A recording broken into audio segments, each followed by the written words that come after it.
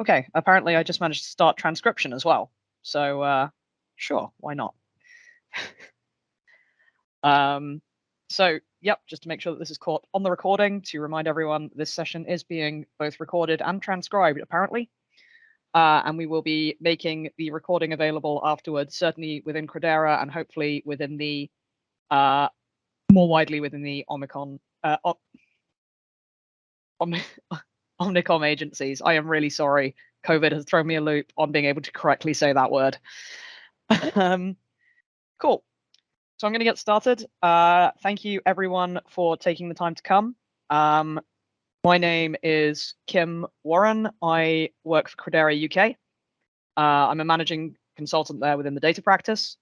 I'm also one of the directors of an organization in the UK called Trans in the City. We're a not-for-profit organization that works specifically with businesses and with the transgender community to try and improve kind of communication between the two groups and to improve inclusion and opportunities for transgender people within businesses. We started primarily in London, which is why Trans in the City, but we have expanded the businesses we work with both nationally and internationally. So just to introduce myself a little bit more, I've been working with Trans in the City kind of since its inception 3 or 4 years ago. We started off by just doing a once-a-year event for during Transgender Visibility Week in November, where we tried to raise a lot of money from business for transgender charities, which went really well. And we have now kind of expanded our mission to include things like training, some activism, working with government, working with business, all to try and equalize opportunities for transgender people. This work's been recognized for various people who are involved by various different groups. Currently, I'm shortlisted for 2 diversity awards this year. Going to find out about those in the next couple of months, and that is largely due to Bobby Pickard, who founded Trans in the City, just enthusiastically nominating everyone, I think, at the moment. So that's quite cool. I've been doing various sort of speaking events in London, both as part of Trans in the City and separately, to do diversity training at different businesses. And this is all kind of on a voluntary basis and informally around my day job. But it's something that I think is very important. I've also done various fundraising things for transgender charities, and I volunteer for Diversity Role Models, which is a charity in the UK that goes into schools and talks to kids about LGBT identities to try and reduce homophobic, transphobic, and biphobic bullying in schools. So I guess just to start off quickly, there's a question of why am I doing this now? I've mostly reached out. I think I initially reached out to Credera US. I know we've expanded the invite to this, but a lot of this is certainly focused on being able to deliver this training at a time that's accessible for those of you in US time zones. As you are likely aware, there's been a lot in the news recently about kind of transgender. In 2021, 34 US states introduced a total of 147 anti-transgender bills. At least 7 states proposed anti-transgender bills in the first week of 2022. Some of the most notable ones of these, there's obviously the Don't Say Gay bill in Florida. There's some of the action taken by Governor Abbott in Texas to try and criminalize parents and carers for doing affirmative care for transgender youth. And recently, I think there was a bill introduced in Idaho that would criminalize taking transgender children out of the state if it was suspected that it was to get them gender affirming care. So this has become a very political sore point. It's definitely an issue which is being raised and weaponized a lot. And there's a lot of misinformation around transgender identities. This has wide-ranging effects. In the US, 2021 was the deadliest year on record for transgender and non-binary individuals, the second deadliest year on record being 2020.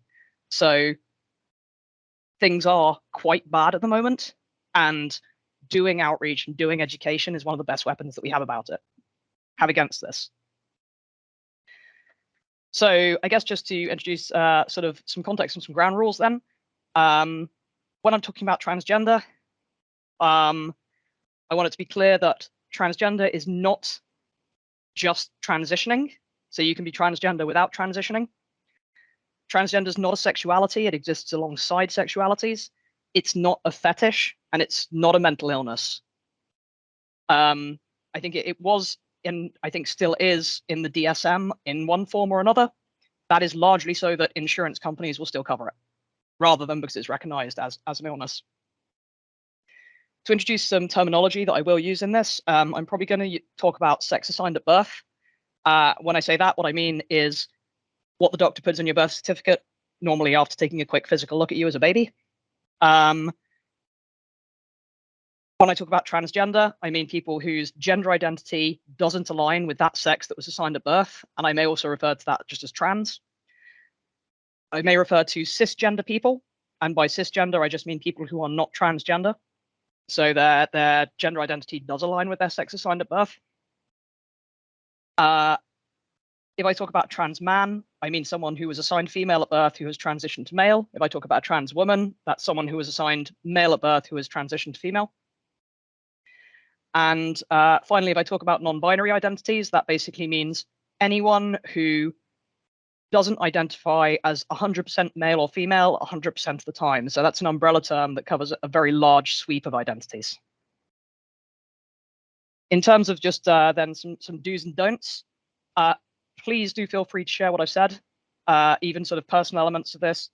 Please do ask questions. I'm going to ask you if you can ask questions in the chat, and we'll try and keep some time at the end to answer those, but I would rather kind of go through all the material first and then address questions at the end rather than kind of interrupting it. For the purposes of this session, don't worry about using the wrong terms or asking an insensitive question. This is kind of intended to be a safe space for asking those questions, even if you feel like they're a bit clumsy or you're just not sure of the kind of correct forms around it. As a general rule outside of this, if it's a question that you would be inappropriate to ask a cisgender person with whom you had the same level of familiarity, it's probably inappropriate to ask it for a transgender person. But that rule doesn't apply just for this session. Cool.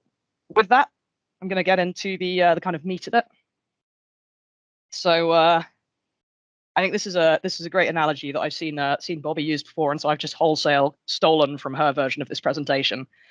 But effectively, if we're talking when we're sort of looking at the things that make up a person, you can take kind of a bit of a sweet shop analogy of it. So in this case, we've kind of got 5 elements that we're looking at for the sake of this presentation. And the idea is that you can kind of take sweets from any of the rows, but you don't have to take sweets from every row. So the rows are not reliant on one another. So your biological sex is slightly more complicated than just what genitals you were born with. But for the sake of your birth certificate, generally, that's what it comes down to. And that's for most people, either male or female. There are people who are intersex, who are don't fall entirely into one of those categories. There is a lot of stuff that can be said about intersex people and about the way that intersex people are treated, especially in medicine at the moment. I am not the correct person to talk about that in depth, and so this is probably going to be the only acknowledgement that I have of that in this talk. But I just wanted to kind of note that that is a category of people who exist.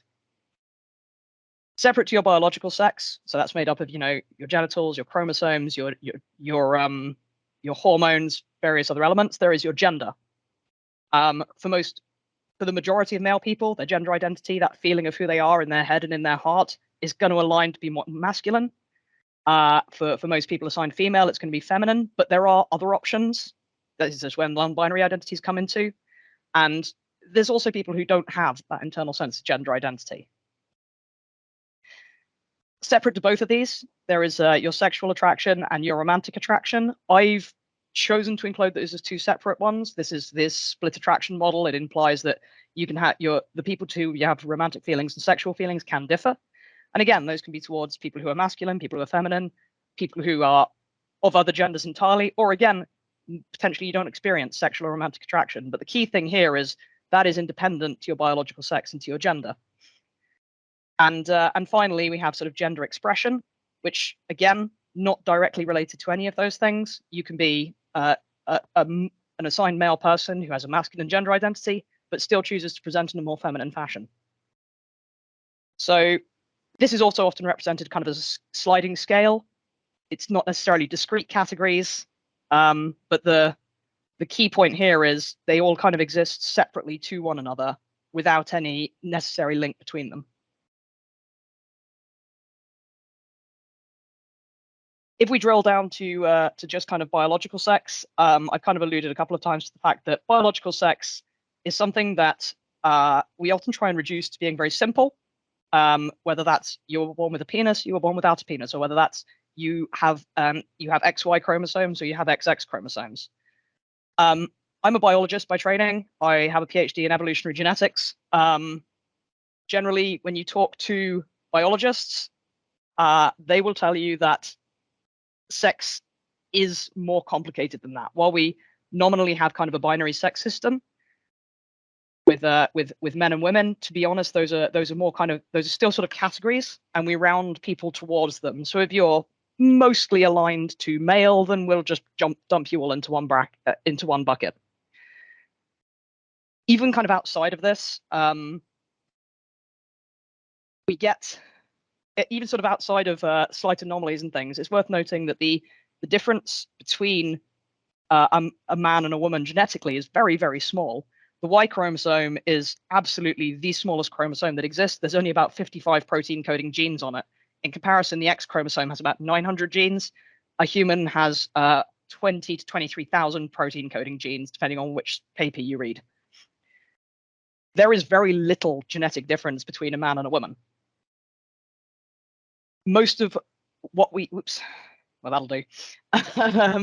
Most of the kind of differences we see are caused by hormonal development. So that's hormones that you encounter in utero, and then also hormones that you express throughout your childhood and throughout your adolescence. And this is what generally leads to kind of phenotypes that we think of when we think of men and women. We have these sort of extreme male and extreme female phenotypes. I think that's Arnold Schwarzenegger and Audrey Hepburn, but I can't quite remember. But within these kind of extremes, there tends to be a whole range of different just sort of bone structures, facial structures that we would read as more masculine or more feminine. And those don't necessarily align to people who were assigned male or assigned female. The one that I always particularly loved was when he was a bit younger, there was a whole website dedicated to lesbians that looked like Justin Bieber. And some of them, it was really hard to tell who was Justin Bieber and who wasn't. Very feminine facial features, certainly when he was a bit younger. For humans in general, while we are a sexually dimorphic species, that level of dimorphism is really not particularly large.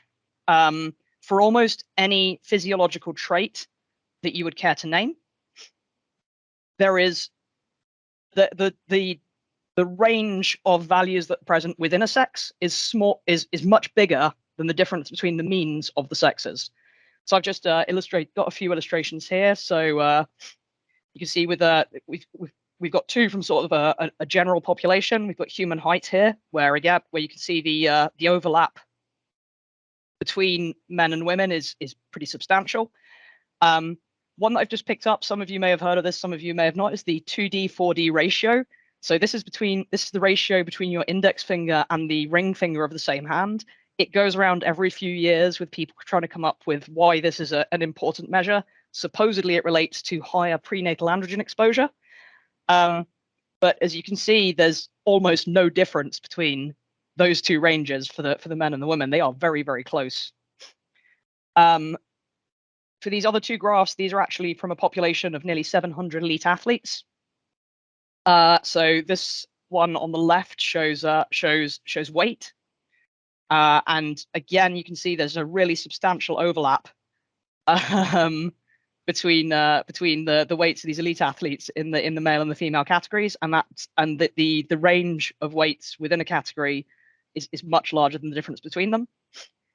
And the other one that I've put in, just because it's quite interesting and quite topical at the moment, is testosterone levels within these elite athletes, where while the female levels are obviously, the average is much lower. You can see that the ranges completely overlap. So there are elite male athletes with the same amount of testosterone as elite female athletes. And up at the other end of the graph, we have some sort of outlier female athletes who have the same testosterone as some of the male athletes with the highest testosterone. So there's really not a perfect separation in any of these categories. With some other species, you might see a much clearer split.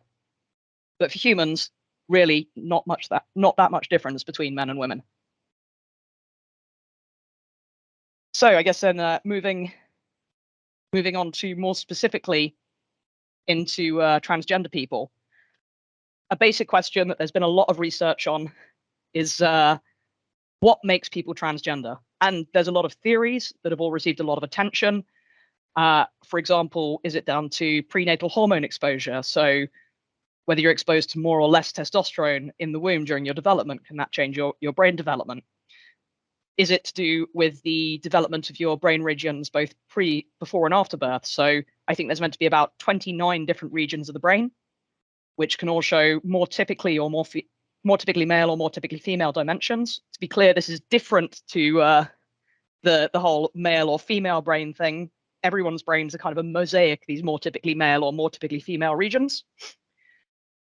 There's some claims that for transgender people, they have more regions of the brain that are better aligned to their kind of gender than to their biological sex. But again, this is contested. There's also some evidence that there might be a sort of underlying genetic cause for people being transgender. This is largely due to the fact there seems to be some amount of heritability. So people who are transgender are more likely to have trans family members as well, but no clear genetic signal has been found. So again, we don't have any clear answers. And this is something that's quite frustrating for transgender people, that there is so much time and so much effort that goes into this question of what makes people transgender. Because to be honest, it doesn't benefit transgender people at all. It would be much more useful if all that research effort was going into things that made transgender lives better, rather than just asking why we're here. Just to call out one piece of research that was done a few decades ago and was hugely unethical, to be clear. There was a physician, I think, called John Money, who did some work without proper consent, where I think there were twin boys, and one of them had an operation that went wrong that resulted in serious damage to his, as a baby, serious damage to his sexual organs. And the decision was made to raise him as female instead, because they thought that would give him a more normal life. Again, huge ethical concerns with a lot around this, and it's a sample size of one. But one of the things that kind of came out of this was that raising this boy as female didn't work.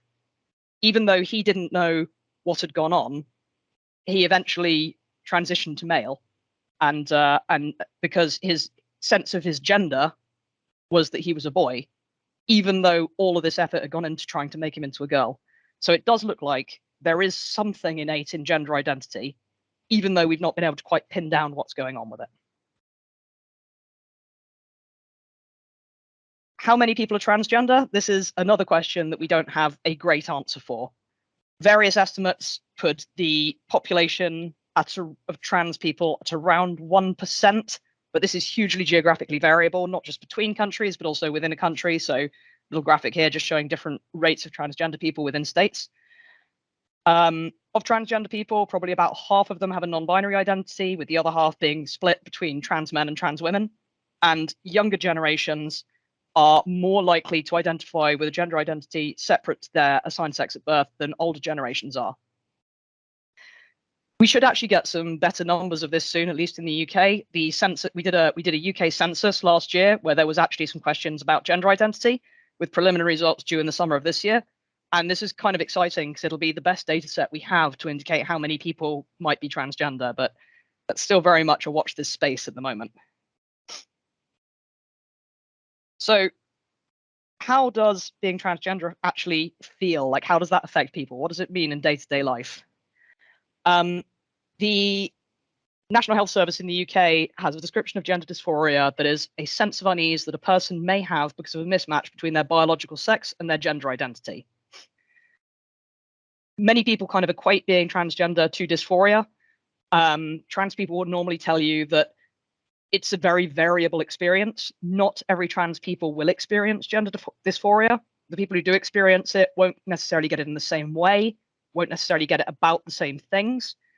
And it can be situational. So there can be times that it will flare up and times that it won't, or things that will cause it to flare up and things that won't. However, for people who do experience dysphoria, this can cause incredibly intense distress.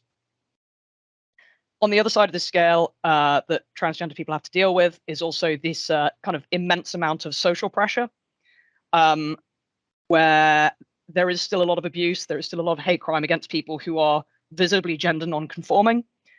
And what this means, especially for transgender women, is that they can be put in a bit of a bind where they get abused and targeted either way.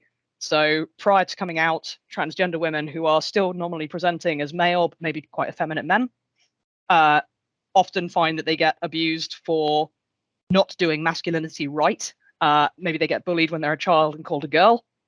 However, if they then transition to female, they start getting abused and called a man for peak irony points. And if you are getting lots of abuse, if you are getting lots of harassment, you can develop quite a lot of self-loathing. And transgender people have really quite severe mental health impacts. So transgender people are 4 times more likely to suffer from mental health issues compared to cisgender people. They're 9 times more likely to attempt suicide.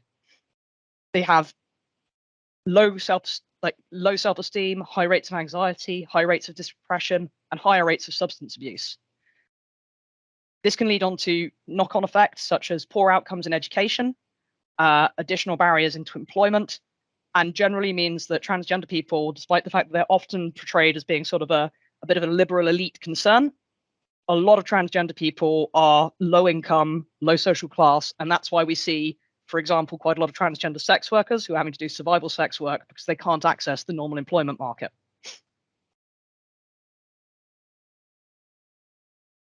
Obviously, someone coming out as transgender, while it is a very personal experience, isn't something that only affects them, but it will also affect people around them. If they are a transgender young person, that's mostly going to be sort of their parents. If they are a person who comes out later in life as transgender, then that's likely to affect potentially partners, potentially children. And certainly for later transitioners, this can lead to quite a lot of shock from their family, who might say that they've not seen any signs, for example. Because of the sort of lack of education around transgender issues, they might be met with quite a lack of understanding, and there's very little support for the families of transgender people to help them kind of make this adjustment and help them to know what to do and how they can best then support the transgender person in their life. Unfortunately, not every family will want to support that transgender person, and you get quite high rates of rejections. And for example, you get a lot of homeless youth are LGBT. There's a high rate of transgender homeless youth because they've been rejected by their families upon coming out. And this kind of carries on into the workplace for transgender people who come out a bit later, where even workplace support policies to support the transgender person might not necessarily consider also supporting the family. Or if you have a cisgender person at work who has a family member who comes out as transgender, not really accounting for that either. So, for example, if somebody's child comes out as transgender, does the workplace policy allow for that person to take the leave they need to support their child? One point that I'm just going to put in here is I know that there's an organization in the US, PFLAG, and I know that that does provide support to the families of LGBT people as well. So that is a resource that potentially is available to to a lot of you guys or to people around you if you find yourself in this situation.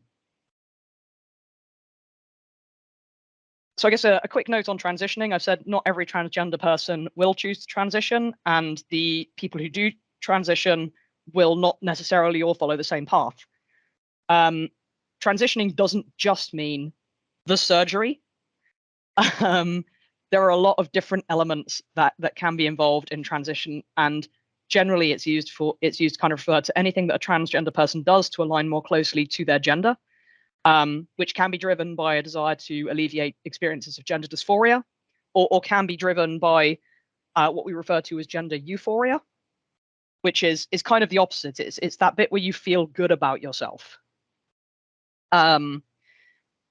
which can be just as powerful a motivator. So said there's a whole load of different things that people can do to transition. So some of these are very superficial and are just kind of about how you express your gender. So that will be things like getting a haircut, wearing makeup, maybe changing your style of dress, maybe wearing wigs, generally changing how you present yourself to the world. As sort of the next level of sort of invasive procedures from there, if you want, there's hormone therapy, which all transgender HRT are drugs that are also used, and to be fair, were originally developed for use by cisgender people. So it's things like hormone blockers such as anti-androgens, cross-sex hormones, which includes testosterone, estrogen, or progesterone. And hormone replacement therapy is very powerful and has a very wide range of effects. So, for example, transgender women may experience kind of a softening of their skin, and their body hair may become more fine. Transgender men, transgender men who take testosterone may find that their body hair increases, they lose head hair. In both cases, you'll get changes in cardiovascular capacity. So that includes sort of the amount of red blood cells you have, the oxygen carrying capacity of your blood. You get changes in, for example, how you smell, changes in your emotional regulation. Basically, every part of your body almost is affected by the hormones that are going into it. And then, of course, the next step up from that is surgery. I say the next step up, to be clear, you can have surgery without having hormone therapy, but it's just a more invasive procedure. And when I say surgery, I don't just mean genital surgery, but for example, transgender men may have top surgery to reduce their breasts. Transgender women may have facial feminization surgery to soften their features. People might have liposuction. People may have, I think transgender women can also have like a vocal cord shave to try and reduce vocal dysphoria by making their voices less deep. Whole load of possibilities. Most of these will not be covered by, in the UK, the NHS won't cover most of these. It'll just cover sort of genital surgery and top surgery for transgender men. And insurance companies in the US won't cover many of these surgeries. Then there's also the social elements of transition, which simply put are just things that you do in order to kind of live as your gender. So maybe people change their names, maybe people change the pronouns they use, or the gendered facilities they use. And certainly with social transition, you'll see that people might not do it in all aspects of their life at the same time. So someone may transition in their private life before they decide to come out in their professional life. Really just depending on their circumstance and how supported they feel. Sorry, I feel like I'm talking quite a lot. So I just wanted to touch on a couple of the really hot button issues, and this is going to be a very whistle-stop tour through them. So one of these issues, obviously, that was in a lot of the bills that I was referred to earlier, are about transgender children. What does it mean to be transgender as a child? What does transitioning as a minor actually look like? So the most important thing is that prior to puberty, transitioning for a child literally just talks about social transition. So potentially changing the name they use, potentially changing the pronouns they use, maybe getting a haircut, changing the way that they dress. One of the things that has been studied quite a lot recently is looking at mental health outcomes for gender variant children. So children who are expressing a different gender identity, which may be a thing that they carry on into adulthood, maybe it's not. But in either case, what's been found is that gender variant children who are supported by their families have very similar mental health outcomes to cisgender children who are of the same age and gender, whereas those who do not get this kind of support tend to have very high rates of anxiety, of depression, potentially of suicidal ideation and self-harm. So giving that level of support, just believing trans kids, makes so much difference to their early lives. One of the kind of counter arguments that people talk about with this is is what they call a social contagion, which is, oh look, there's so many transgender children these days, transgender friend groups, things like this. Clearly, they're copying each other. They're copying things that you see on the internet. There's no other way you can explain this increase in transgender children, which is why I've just included this little graph here, which is the history of left-handedness. And what we can see is that in the United States, suddenly, somewhere after 1900, the amount of left-handed people vastly increased. Which is clearly a social contagion when everyone's seen someone else writing left-handed and decided to copy them, right? Or possibly it means that once you stop punishing children for being left-handed, they're more likely to do the thing that comes more naturally to them. And so you kind of have this initial increase and then it's stabilized at about 12%. It's very similar with transgender children. There's more awareness of it. There's more opportunity now. There's more support. And it's probably not surprising that we're seeing an increase in transgender children in that changed environment. Just to kind of step on then from there to just touch on puberty blockers. Once kids hit puberty, gender variant kids hit puberty, they may be prescribed puberty blockers. These have been in use since the 90s. They're also used in they're the same drugs that are used in children with precocious puberty, to delay it so they can go through puberty in appropriate time. And the key point here is the word delay. The idea is not that you keep a child in a state of this. The idea is not that a child stays on them for many, many years. It is literally just to prevent a kid going through these irreversible physical changes that come on with puberty, if those are going to cause them immense distress, and if they are potentially going to go on to transition later. Puberty blockers are quite controversial. This has come out, well, currently they're quite controversial. In transgender healthcare, they're fairly well accepted as the best route to take for the child. However, in the UK, in 2020, there was a High Court judgment in what's known as the Credera versus Tavistock case that made it illegal to give puberty blockers to under 18s. Given that these prevent puberty happening, there are some questions about how much use they are over the age of 18. And to be clear, this judgment was partially overturned a few months later to allow the treatment to be carried out with parental consent, and was completely overturned in September last year, and ruled to have been an overreach on the path of the court, and something that should be the decision of doctors. This hasn't stopped anti-transgender movements around the world from referencing this case, and actually in a lot of the anti-transgender legislation that you see in the US at the moment, it references back to that Credera case. So it's probably very important to underscore that that was considered to be bad law and has been overturned. The other topic that I wanted to jump onto quickly, which also gets a lot of coverage at the moment, is about transgender sports, or trans people in sport. I've just chucked up a few examples onto this slide. I think one thing that I want to say is that the first IOC guidelines for transgender inclusion in sport were drawn up in 2003. The first openly transgender athletes to compete in the Olympics didn't compete until the 2020 Olympics last year in Tokyo. There is one transgender person who has won a medal at the Olympics. That's in the center of this screen. You can see the Canadian Canadian women's football team, who won the gold. There is a non-binary player called Quinn on that team, and they are the only transgender Olympic medalist. On the top left, I've included Laurel Hubbard, who got a lot of coverage, a lot of very negative coverage, who competed for New Zealand in the weightlifting. She's a transgender woman. She's the first openly transgender woman to compete in the Olympics. Everyone said that she was going to, destroy all the cisgender women and make it completely unfair. She actually ended up finishing last in the category with no successful lifts. On the top right, there's a name that you may have seen more recently. This is not in the Olympics. This is Leah Thomas, who is a transgender woman who's competing in NCAA swimming. Again, huge amounts of noise about how cisgender women can never possibly compete with her. And I just want to say, she won the 500 yards freestyle in the recent NCAA meet, I think about a week ago, with a season best time of 4 minutes and 33. And it's amazing because transgender women should be allowed to win sports as well.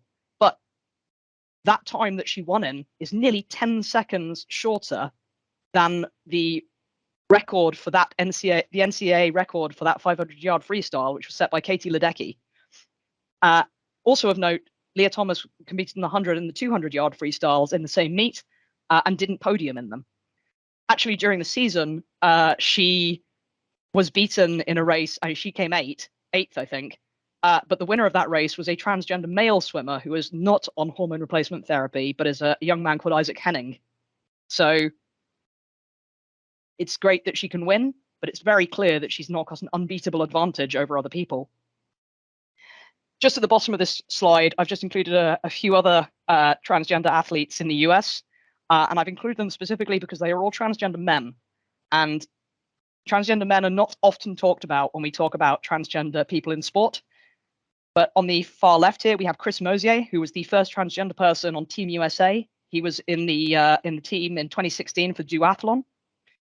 He did take part in the Olympic trials for the 50-kilometer race walk in 2020, but unfortunately had to drop out of those because of injury. In the center, we've got Patricio Manuel, who's a US professional boxer. He's also a trans man. He won his debut fight. And since he won his debut fight, no one will agree to fight him. And just on the far right at the bottom here is Mac Begg, who is a trans male high school wrestler in Texas. And Texas has a law that says that you are only allowed to compete in the category of your birth certificate. So Mac, despite wanting to compete with the other guys, was only allowed to compete with women. And that also caused a whole lot of controversy. So transgender men do take part in sport, and they face different barriers to those faced by transgender women, but they very much face barriers. All right, so I'm going to try and wrap this up shortly. Just talking a little bit about myself, because I'm going to open up the floor to questions. So just to kind of cover some things that you might be curious about, but not feel comfortable to ask. And there's a small chance that my headset's going to run out, and so we're going to have to in a second. So we'll see how this goes. So how long have I known I was transgender? I only came out in my sort of mid to late 20s, so maybe 7-8 years ago now. This was partly because there was a law in the UK throughout the whole of my schooling, which was referred to colloquially as Section 28, which made it illegal to talk to children in schools about LGBT identities. It's very similar to the Don't Say Gay law that has just been passed in Florida. Retrospectively, when I talk to my parents now, they think that if they had known anything about transgender identities when I was a child, we would have picked this up decades earlier than we did. But we just didn't have that information. And when I kind of established I didn't feel like a girl, but I also didn't feel like a boy, I didn't really know where to go with that. Going into the second question, do you see yourself as a man or a woman? I see myself as non-binary, or a genderqueer is the other word I use. I don't see myself as male or female. And that has been the case since I was very young. I specifically remember in primary school really struggling when people asked me, hey, are you a girl or a boy? Because both answers felt like lies, and I didn't want to kind of answer either. What does your family think? So I'm very lucky. I have a very supportive family. They had already gone through a few years earlier me coming out as gay, which they said that they had been waiting for 15 years. They were a little reticent at first, especially my mum. But since coming out and going through the sort of transition that I have, I've become a lot happier, I've become a lot more confident, and I have their kind of full support now because they know, they can see how much of a change it's made for me. How am I transitioning? So I initially had top surgery back in January 2019, so after I'd been at Credera for a year. And then in November 2019, I started on low-dose testosterone. I'm probably not planning to have any other surgeries, but I am going to continue on testosterone, I think, for the foreseeable, because it just makes me feel so much more comfortable in my own skin. How's my mental health? Having talked about the fact that transgender people had a whole load of mental health issues. I struggled with anxiety and depression through all of my sort of schooling. I found life very difficult. I got very heavily bullied as well. I did used to self-harm when I was a teenager and into my 20s. I eventually went to therapy to try and deal with some of this, and it's actually through that process that I was able to kind of single out that, hey, this is gender dysphoria. It's not something my therapist mentioned, it's something I came to myself. Basically, when I managed to sort out all the other anxieties around it, I realized there was still this big elephant in the room that I probably needed to do something about. Since going through the sort of steps of transition I have, my mental health's been fine. I haven't had anywhere near the kind of problems that I used to have with anxiety, with self-esteem, with depression, and that's been great. What was your old name? What did you look like? Generally questions that are considered very rude to ask. I'm happy to talk about it here. I have included these two photos just for the sake of saying that despite being on testosterone for a few years now, despite having had top surgery, transitions can be fairly subtle, and you have a lot of control over. You don't have control over exactly what hormones do to your body, but if you take, for example, a low dose of testosterone, as I have, you can sort of slide the dial by a relatively small amount to still get quite a lot of effect. So this first photo here in the BP t-shirt was taken in summer 2018. So before I had done any kind of transition, I am wearing a binder there, so a chest compression garment to try and reduce the size of my chest. But that's all that's going on here. This second photo was taken a few weeks ago when I was out on a run. I've been raising money for Stonewall recently by doing a running challenge. Stonewall being an LGBT charity in the UK. So in this photo, I had top surgery 4 years ago, 3 years ago even. Sorry, I've been on testosterone for 2 years, and yeah, change is fairly subtle, but they are there, and they do make me feel a lot better in my skin. So I think that's everything down on that. I think I have one, maybe two more slides just before I open the floor to questions. So one of these slides is obviously we've been through a whole load of material here.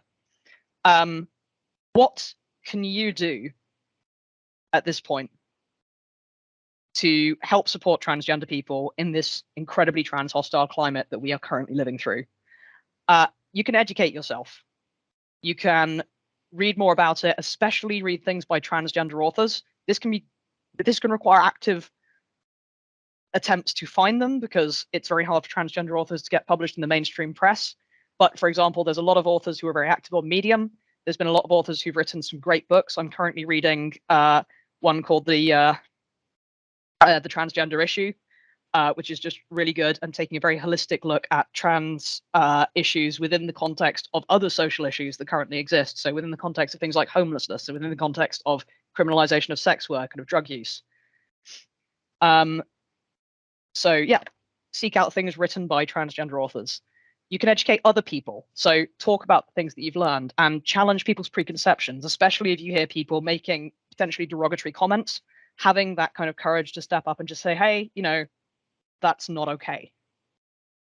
You can be public in your support. So small actions like just wearing rainbow lanyards. We have them in Credera UK offices. We've got the pride flag here, the Philly pride flag here, which includes the black and brown stripes, and we've got the transgender flag on the other side.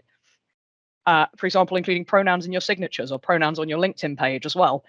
These small gestures can just show a transgender person that it is safe for them to be out to you at least, or maybe be out in that environment, and that can make a huge amount of difference. At an organizational level, review policies for inclusivity. Look at the language that you use in your policies. Try and use gender neutral language or inclusive language, or be explicit that this policy includes transgender people. Potentially look at your health insurance that you provide. See if that includes support for transgender people, for HRT, for surgery, or whether that can be managed. Also on the policy side, introduce a gender transition guideline or a trans support policy, just so that everybody knows what to expect if someone comes out and if someone transitions. At Credera UK, I wrote one and it got approved by the board and enacted at the end of last year. If anyone wants to see that, to kind of see a model of what that might look like, please reach out to me afterwards. Really happy to share that. Would love to get something like that on more people's books.